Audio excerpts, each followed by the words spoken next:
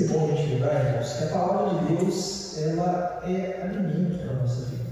É a palavra de Deus que nos dá direção para todas as nossas atitudes, para todas as nossas ações. Então, quando a gente se aproxima da palavra com fé, somos fortalecidos para viver com propósito. Então, nós, como cristãos, precisamos ter propósito. Qual é o nosso propósito de vida? Glorificar o nosso Senhor, glorificar a Deus.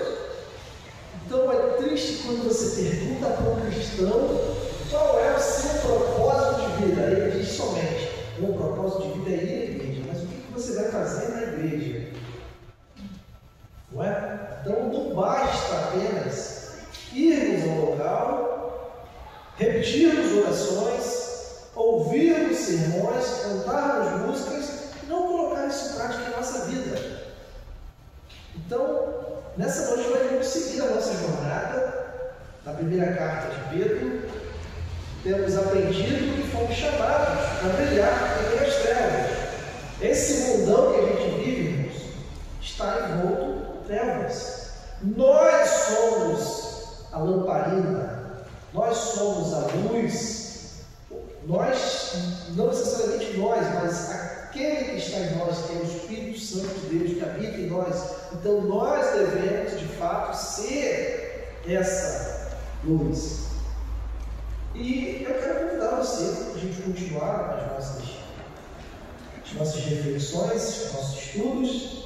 Abrir a sua Bíblia em 1 Pedro, capítulo 3. Vamos continuar. Hoje vamos ler poucos versículos do 8 a 12. Pedro nos chama, nesses versículos que nós vamos ler, a ter uma nova mentalidade, ou seja, uma mentalidade marcada por compaixão, marcada por humildade. Então, o cristão deve viver no automático, com o desejo daquilo que a palavra não nos ensina a ter, tipo vingança, tipo maledicência, mas precisamos viver no controle do Espírito. Então, cada um de nós somos chamados para abençoar. Mesmo quando tudo aquilo que está à nossa volta tenta nos colocar contra a parede. Mesmo assim, nosso chamado é para abençoar. Então, a boca que abençoa revela o coração transformado. Imagina só, uma pessoa vai lá, te xinga na rua e você vai lá, abençoa aquela pessoa. No senso comum, você tem que revidar, não é? A pessoa te xinga do nada ou faz mal com você, ou tu vai te ensinar que você precisa revidar. Na verdade, a sua boca precisa abençoar essa pessoa. Deus te abençoe. Então, a palavra ensina isso. Apesar do mundo ser um mundo escuro, um mundo em trevas, nós precisamos refletir a luz do nosso Deus. Então, abra sua Bíblia aí, 1 Pedro. Vamos estar meditando nesses versículos dessa importante carta. Diz assim o texto: por fim, tenham todos o mesmo modo de pensar. Sejam cheios de compaixão uns pelos outros, amem uns aos outros como irmãos, mostrem misericórdia e humildade. Não retribuam mal por mal, nem insulto com insulto. Ao contrário, retribuam como uma bênção. Foi por isso que vocês foram chamados, e a bênção lhes será concedida. Pois, se quiser desfrutar a vida e ver muitos dias felizes, refreie a língua de falar maldades e os lábios de dizer mentiras. Afasta-se do mal e faça o bem. Busque a paz e esforce-se para mantê-la. Os olhos do Senhor estão sobre os justos e seus ouvidos abertos para as suas orações. O Senhor, porém, volta o rosto contra os que praticam o mal.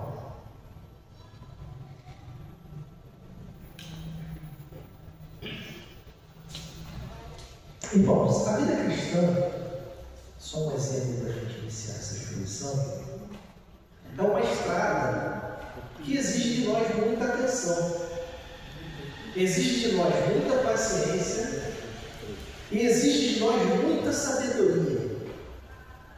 Nem sempre é fácil mantermos o nosso coração puro. Nem sempre é fácil mantermos o nosso coração limpo, principalmente no mundo cheio de sujeira, principalmente no mundo que prega valores contrários àquilo que a gente acredita. Mas Deus, em sua infinita misericórdia, nos chama para andar de um modo diferente. Mesmo quando você, mesmo quando eu, mesmo quando somos provocados. Então a forma como reagimos ao mal revela a profundidade da nossa fé. Então quando você diz assim, eu tenho fé, e acontece algo à sua volta que te tira, né? A gente usa muito essa expressão, esse jargão evangélico, te tira da graça, alguma coisa está errada. Pedro escreve essa carta para cristãos que enfrentavam tempos difíceis. Eles sofriam perseguições por causa de Cristo. Eles foram rejeitados, eles foram insultados e foram perseguidos. Mesmo assim, Pedro não incentivava o ódio, Pedro não incentivava a vingança, mas o amor e a paz. A gente precisa colocar isso em prática nas nossas vidas. Isso aqui mostra para a gente que a nossa conduta ela não pode depender das circunstâncias. A nossa conduta ela deve depender da nossa identidade, ou melhor, da nossa nova identidade. Então, quando acontece um burburinho na igreja, quando acontece alguma coisa que não é do agrado de Deus, nós precisamos ser os pacificadores, não aqueles que jogam lenha na fogueira. Amém? Então, o apóstolo Pedro aqui está convidando a mim e a você a ter o mesmo modo de pensar, a ter um modo de pensar cheio de compaixão. Pedro vai mostrar que viver bem não é apenas evitar o mal, mas praticar o bem com intenção. Precisamos ser intencionais. Isso é uma escolha diária. Ou reagimos como o mundo reage, ou nós refletimos a Cristo. E quando você escolhe refletir Cristo, isso vai te tornar automaticamente um farol em meio à escuridão. Quando as pessoas olham você e veem Cristo em você, automaticamente você é um destaque até na congregação, que deveria ser um lugar onde existem vários faróis, onde existem várias pessoas luminosas. Mas se a nossa congregação fosse um local, ou melhor, as nossas congregações, as nossas igrejas, fossem locais de pessoas 100%, a gente não precisava nem estar pregando, né, irmãos? Mas assim como vocês, eu que estou pregando, eu preciso olhar para esse texto para aprender que eu preciso ser também e agir dessa maneira. Porque muitas das vezes a gente acaba cedendo ao velho homem. Muitas das vezes a gente acaba fazendo comentários que não devem ser feitos. Muitas das vezes a gente joga um pouquinho de lenha na fogueira que não deveria ter sido jogado. Mas o texto que nós vamos estudar hoje nos ensina o valor de responder com bênção. Ser bênção, irmãos, mesmo quando você é ferido, isso é sinal de maturidade. Amém? Amém. E você precisa buscar isso, essa maturidade espiritual. Deus vê tudo, as nossas palavras, as nossas atitudes e principalmente a nossa motivação. E o texto diz, ele promete ouvir a oração dos justos e cuidar daqueles que o honram, irmãos. Então, se você não honra a Deus com as suas palavras, com o seu modo de viver, com o seu modo de congregar, o texto está falando também sobre você. Então, cada frase deste trecho precisa ser uma pepita de sabedoria para a nossa vida. Esse pequeno trecho que nós lemos, aqui nós vamos aprender a viver com integridade no mundo que insiste na maldade. Não é um chamado fácil, irmão. Não estou querendo aqui inventar a roda. Não estou aqui querendo dizer que é mole, que é fácil. Mas precisamos fazer uma reflexão aonde é que nós estamos errando e onde é que nós precisamos melhorar. E à medida que você serve a Jesus, você experimenta a verdadeira alegria que vem do alto. Mas vamos ao texto. Né? Primeiramente, o primeiro ponto que Pedro quer tratar aqui é sobre a nossa vida comunitária. A nossa vida como igreja, ela deve ser marcada pelo amor.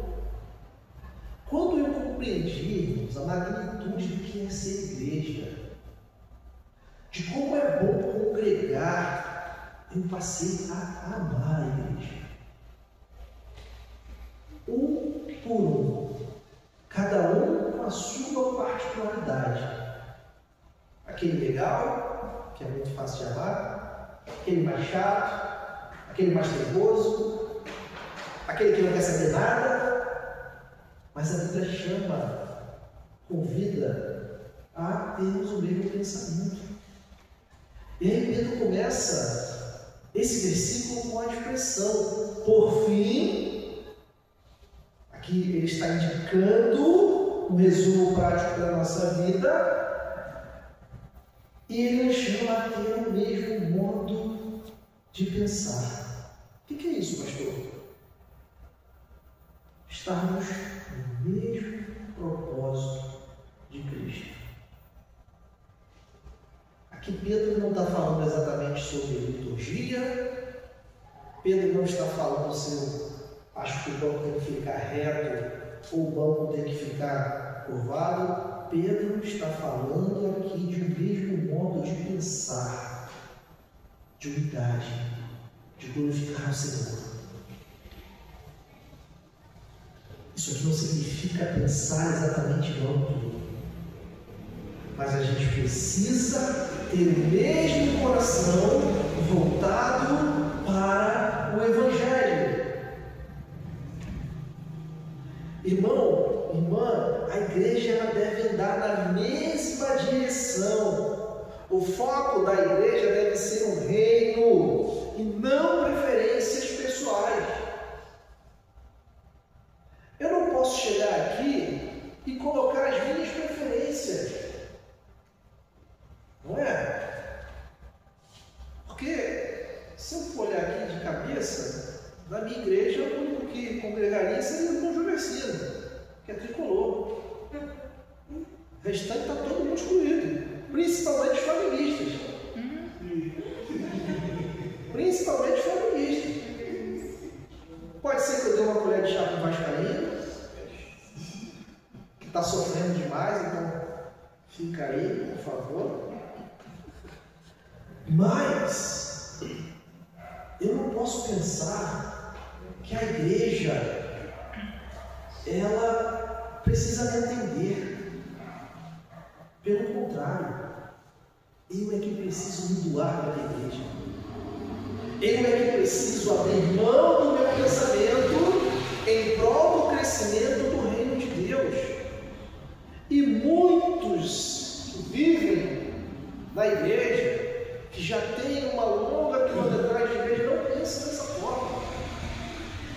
E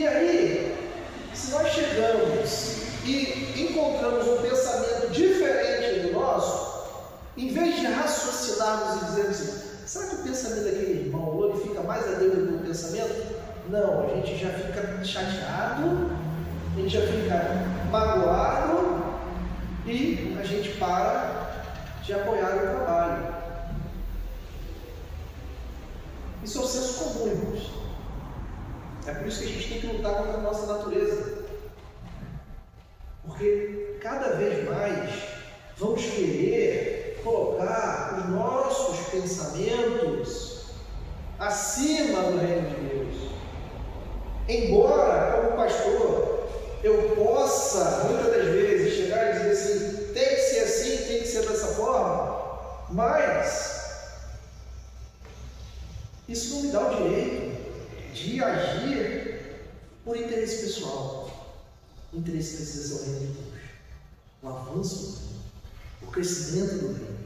Então, muitas das vezes, a gente precisa abrir mão daquilo que a gente entende como vontade própria para que o reino avance. E Pedro vai lá e dá uma outra orientação. Sejam cheios de compaixão uns pelos outros. Irmão, eu olho assim, isso aqui parece ser tão natural, mas é o que não acontece em muitas igrejas. Como eu vejo, e na minha vida, como eu já encontrei pessoas dentro da igreja, dentro do corpo de Cristo, sem a mínima compaixão. Então a palavra compaixão aqui, ela carrega a ideia de fato de sentir como o outro, sofrer junto. É mais do que simpatia. É mais do que simpatia. É muito fácil vocês dizerem esse pastor que está falando, é simpático, mas será que muitos se compadeceriam por mim em algum momento? Talvez não, talvez sim. É de fato você se colocar no lugar do irmão e ajudá-lo com amor prático. Digo aqui sem medo de errar, irmão. Quando a igreja pratica compaixão, ela se torna um hospital de fato, onde o doente encontra cura, onde as pessoas encontram abrigos. Então, o que é que faz uma pessoa sentar num banco desse e querer permanecer conosco? O culto pode ser bom, a estética do culto pode ser boa, não é? O pastor pode pregar muito bem e a banda da igreja ser uma banda muito boa. Mas o que vai fazer a pessoa continuar aqui é o pós. Porque não adianta o pastor pregar bem aqui, mas chegar no final ele não dá atenção a ninguém. Não adianta a banda fazer um bom louvor, o ministério de louvor fazer um bom louvor aqui, e chegar lá fora e não viver nada daquilo que canta. E o culto ser um culto animado, ser um culto alegre, mas as pessoas não cumprimentam umas às outras, lá fora acaba a oração, lá fora acaba a questão congregacional, como muitas igrejas, não estou falando que acontece nessa igreja, mas eu já vi muita igreja assim, que é como se fosse um show mesmo, você chega, senta, assiste, depois vai embora, ninguém fala com você. Então, o que vai fazer a pessoa querer congregar conosco, querer permanecer na igreja, é de fato sermos cheios de compaixão.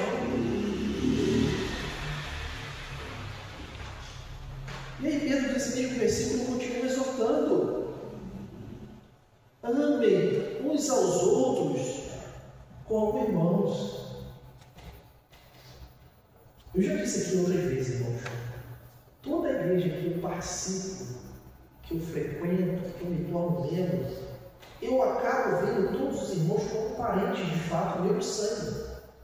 E não é brincadeira não, mas eu vejo assim. E foi muito triste descobrir que muitos não conseguem enxergar assim. Muitos não veem dessa forma. O amor fraternal que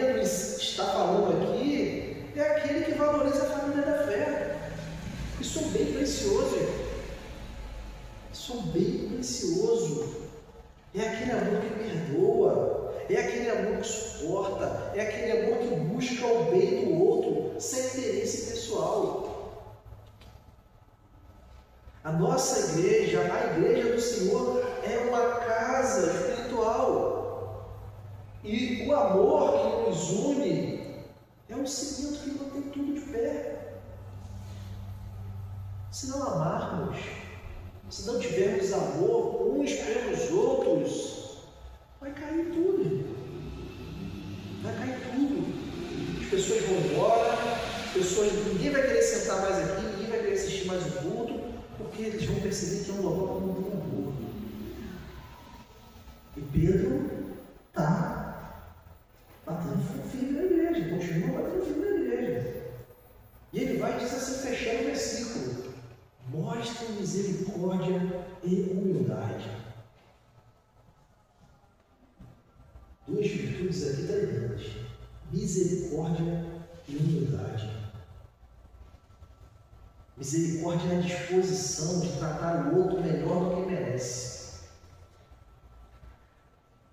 Humildade é reconhecer que somos todos pecadores, dependentes da graça de Deus. Então, quem vive essas duas atitudes constrói pontes, não muros. Infelizmente, muitos de nós, em vez de construirmos pontes, vamos construir muros nos nossos relacionamentos. E aí a gente perde esse contato com os nossos irmãos que não deveria existir. Pedro aqui nos apresenta 5 atitudes que formam a base de uma igreja viva. Só no versículo que nós lemos, daria aqui para pregar 2 horas. Pedro fala de unidade, Pedro fala de compaixão, Pedro fala de amor, Pedro fala de misericórdia e Pedro fala de humildade. Essas virtudes aqui, irmãos, elas não crescem naturalmente.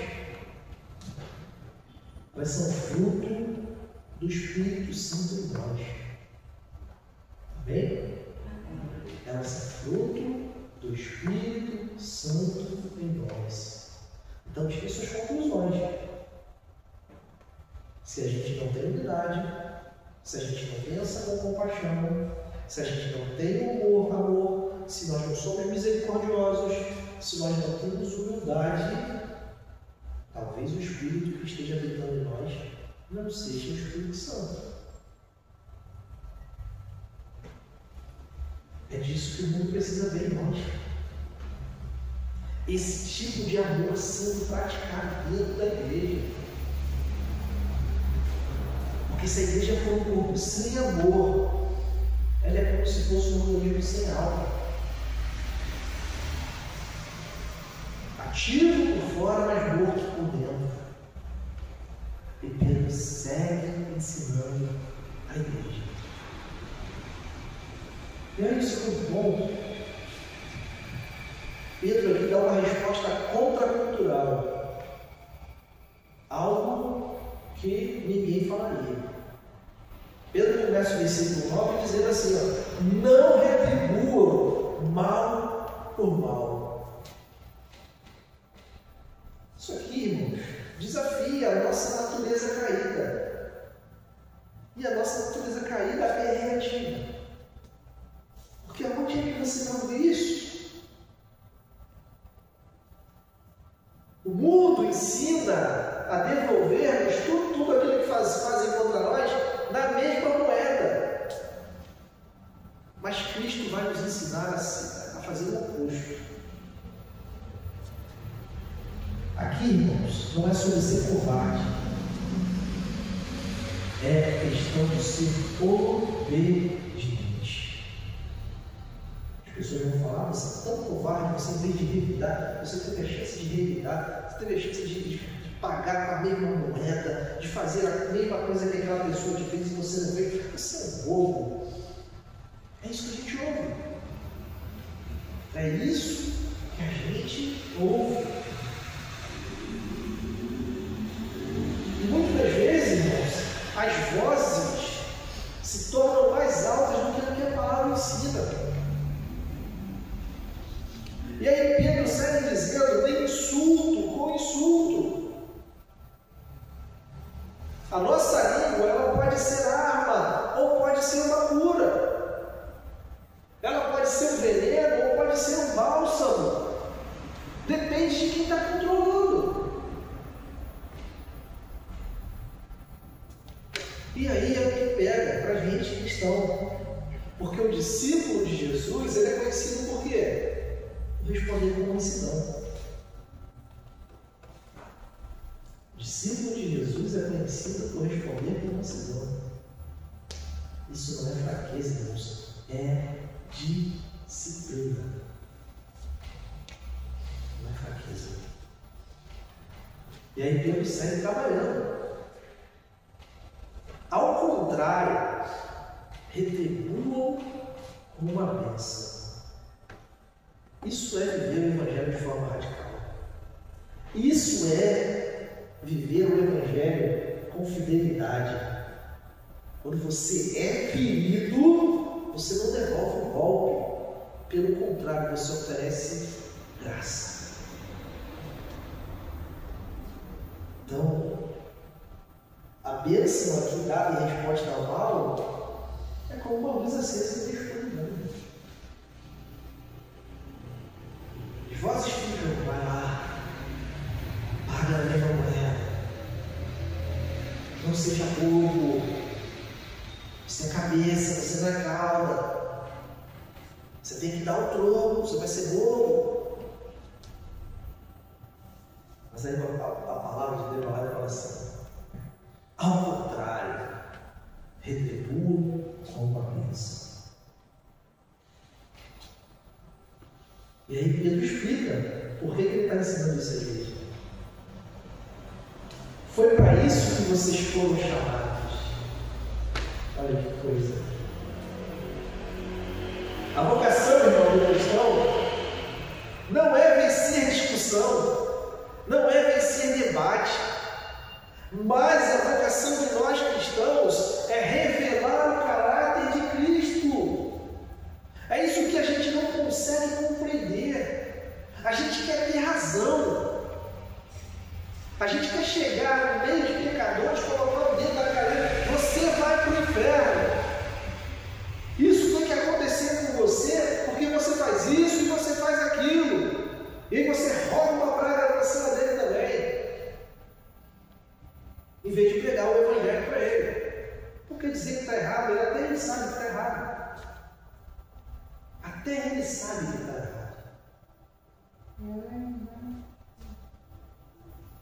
Fomos chamados para sermos testemunhas da graça, mesmo quando nós somos injustiçados.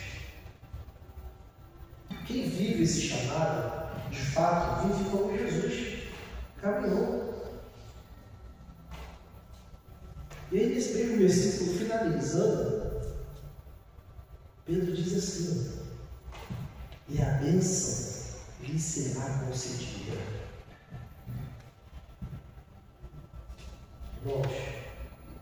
Deus não ignora quem escolhe abençoar ao invés de revidar. Às vezes a gente pensa que Deus não está vendo. Às vezes a gente pensa que Deus não está vendo. A bênção aqui pode ser uma paz interior. Ou pode ser uma bênção mesmo, um favor que Deus conceda a você. Pode ser uma colheita na sua vida frutífera. Mas uma coisa que você precisa saber é que você precisa ter paz.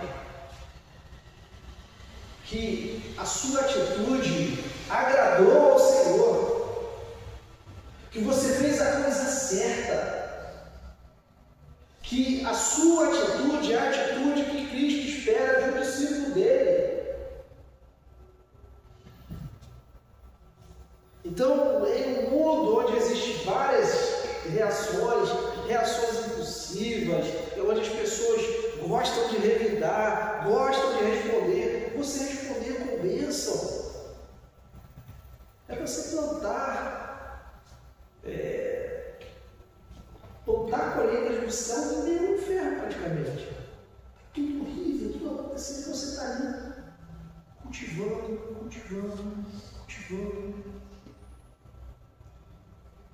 Pedro aqui é bem radical.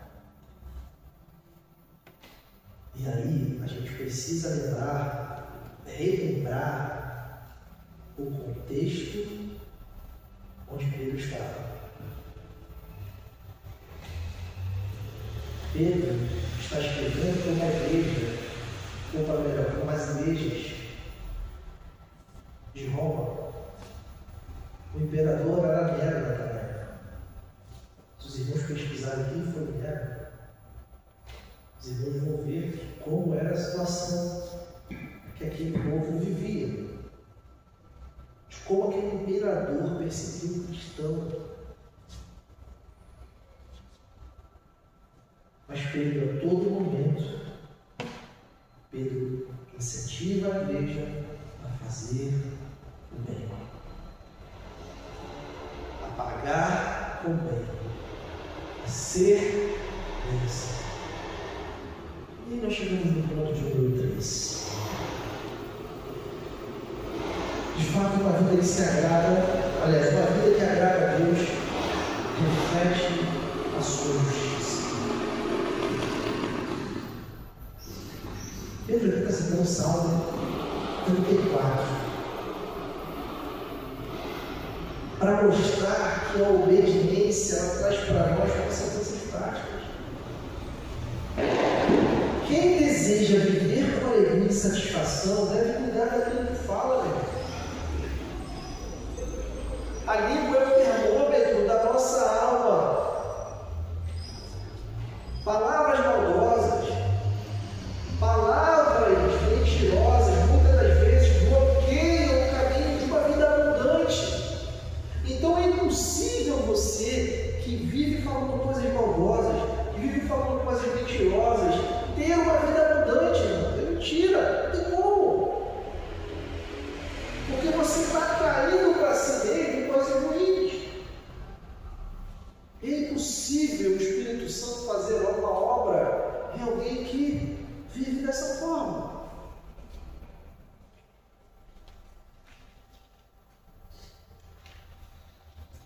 E aí Pedro usa, no versículo 10, refreie a língua de falar maldade.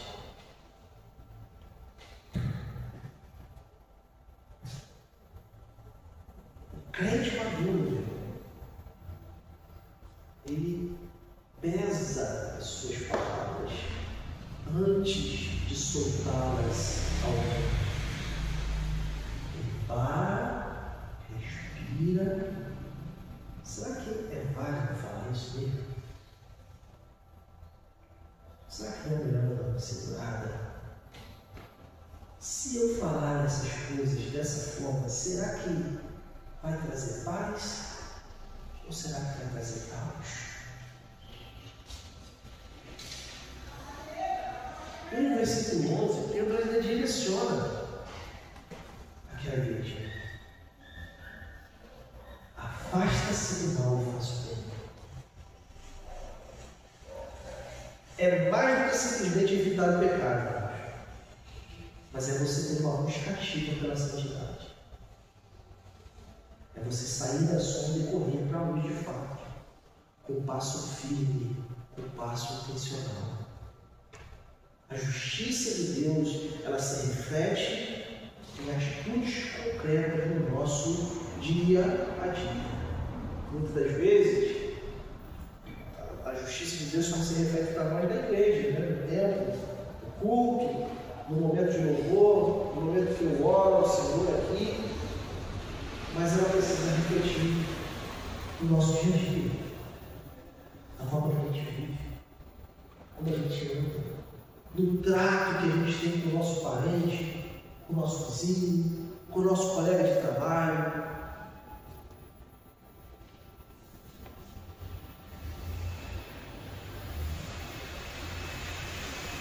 E aí, ele segue dizendo: busque a paz e esforça-se para mantê-la. Aqui também, irmãos, é muito mais do que você evitar a briga. É você, além de evitar a briga, você buscar a paz igual está acontecendo mesmo.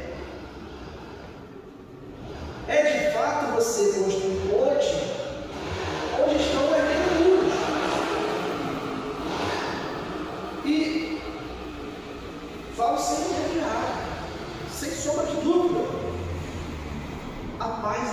esforço.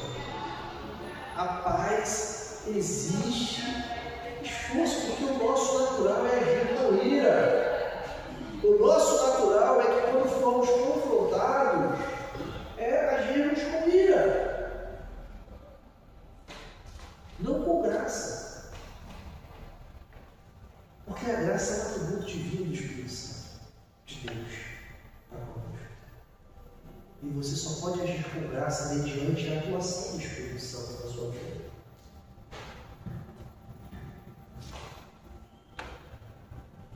E aí, no versículo 12, Pedro vai lá e diz a seguinte palavra: os olhos do Senhor estão sobre os justos. De fato, irmãos, o texto está dizendo aqui que o Senhor se inclina para quem anda em retidão.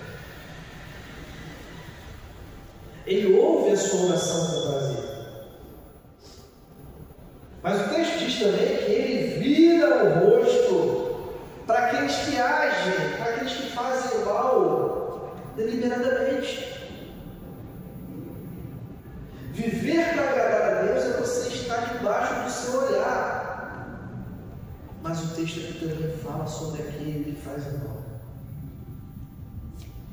Sobre aquele que de fato está debaixo do mal, fazendo o mal. Precisamos, irmãos, nos atentar sobre os nossos atos, sobre aquilo que estamos fazendo. Porque muitas das vezes estamos fazendo mal achando que estamos fazendo bem. Muitas das vezes estamos atrapalhando achando que estamos ajudando. E isso só acontece quando nós estamos cheios de nós mesmos. Quando você está cheio de si, é impossível você ver baixo de Deus, porque você só olha para você. Você não consegue olhar as coisas que estão à sua volta. E quando nós olhamos para nós mesmos, vamos olhar para nós mesmos. Por isso que nós precisamos olhar para o Senhor todo tempo. Porque o Senhor é a nossa régua moral e espiritual. Quando você olha para Cristo, você olha assim: realmente eu estou longe de chegar a esse padrão. Realmente eu preciso melhorar muito. E quando você olha para si mesmo, você já tem um critério meio confuso. Ou você vai se achar muito bom, ou você vai se achar muito ruim. Mas o homem natural, ele vai sempre olhar para si mesmo com vaidade. E vai se desprezar a glória de Deus. Ele vai olhar para si mesmo e vai se achar bom. Para finalizar, meus irmãos, 3 questões práticas importantes para a gente seguir na nossa vida.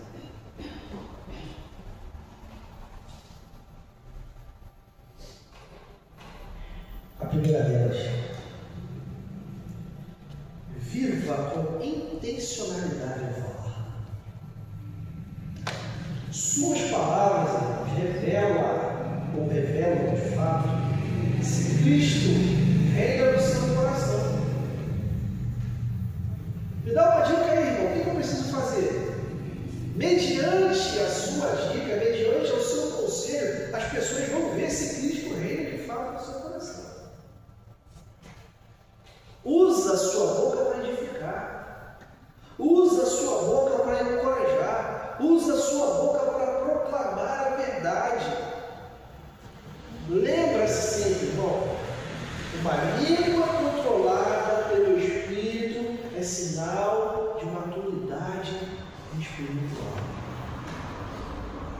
Quando a gente não sabe o que fala, é sinal de que quem está no controle da nossa vida não é o Espírito Santo. Não é mesmo. Refreie a língua. Você vai experimentar uma vida mais leve. Você vai experimentar uma vida mais feliz. Você vai experimentar uma vida cheia de paz. Então, viva com intencionalidade de falar. Pense nisso. Segundo, fuja do mal como quem foge do incêndio. Está pegando fogo, você acredita que está pegando fogo, vai todo mundo correr. O pecado não é um brinquedo. É uma ameaça real à nossa comunhão com Deus. Não se contente apenas dizer assim, não vou fazer o mal. Lute contra. Ore por isso. Decida hoje fazer a melhor coisa para que a sua rotina seja uma rotina de justiça. Que seja um caminho para a glória de Deus. Quem vive assim se torna, de fato, um reflexo da santidade de Cristo. Principalmente nesse mundo corrompido, onde as pessoas precisam muito da igreja. Precisam muito de nós como corpo de Cristo. Então a gente precisa, de fato, refletir Cristo na nossa vida. E para finalizar, o mais importante, outros conceitos. Priorize a paz, irmãos. Mesmo quando essa paz parecer custosa, priorize a paz. Paz não é a ausência de conflito, mas é a presença ativa da reconciliação. Não significa que a gente não vai brigar, não significa que a gente não vai discutir, não significa que a gente não vai ter ideias distintas, mas é você fazer uma reflexão, de fato, do que é certo, do que é errado, do que você tem que falar, do que você não tem que falar. Então a gente precisa se esforçar para manter a paz no nosso lar, para manter a paz na nossa igreja e também no mundo. Esses dias não, sábado, eu estive pensando nos versículos e como a gente está estudando Pedro, no grupo de pastores, o pastor colocou que o dever da igreja domingo era protestar. Aí eu falei assim, cara, dependente de governo A, B, C, D, o papel da igreja, ou melhor, eu estava falando com o pastor lá, falei, o nosso papel como pastores é plantar e revitalizar a igreja. Deixa os mortos protestarem contra os seus mortos. Nosso chamado aqui, pastores, igreja, membros do corpo de Cristo, é falar unicamente do Evangelho. Óbvio que o país ele passa por uma situação, mas você não vai ver Pedro aqui falando para a igreja, ó, vai lá protestar contra o reino, né? Vai lá protestar contra o Império Romano. Você vai ver, você não vai ver nenhuma outra carta do Novo Testamento, nem nos Evangelhos, algum apóstolo reivindicando isso. Temos os nossos papéis como cidadãos, mas, como cristão, nosso papel não é esse. Nosso papel é falar do Evangelho. O tempo está acabando para muitas pessoas e nós ainda temos muito a fazer. Então, nós precisamos viver para agradar a Deus. E se a gente tem esse pensamento, isso é melhor do que qualquer que vencer qualquer discussão, é melhor do que ter a última palavra em qualquer coisa. A gente precisa de fato saber que precisamos de uma palavra. Então, a gente precisa priorizar a paz. A gente precisa pregar a paz. A gente precisa viver essa paz. Principalmente dentro da igreja. Amém? Vamos colocar de pé. Vamos agradecer ao nosso Deus. Está comigo, não tem. Está. Vamos agradecer ao Senhor. Vem aqui.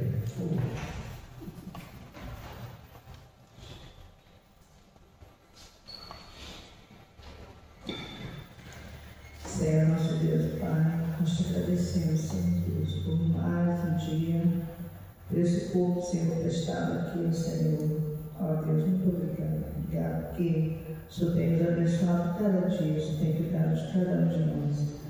E que essa mensagem, Senhor Deus, fique em nossos corações, que nós possamos, Senhor Deus, fazer realmente, Senhor Deus, conforme a tua palavra, Senhor. Nós te agradecemos, te pedimos perdão, Senhor Deus, pelos nossos falhas, nossos pecados, Senhor. Nós te louvamos, Senhor, em nome de Jesus. Amém. Amém. Meus irmãos, graças a Deus.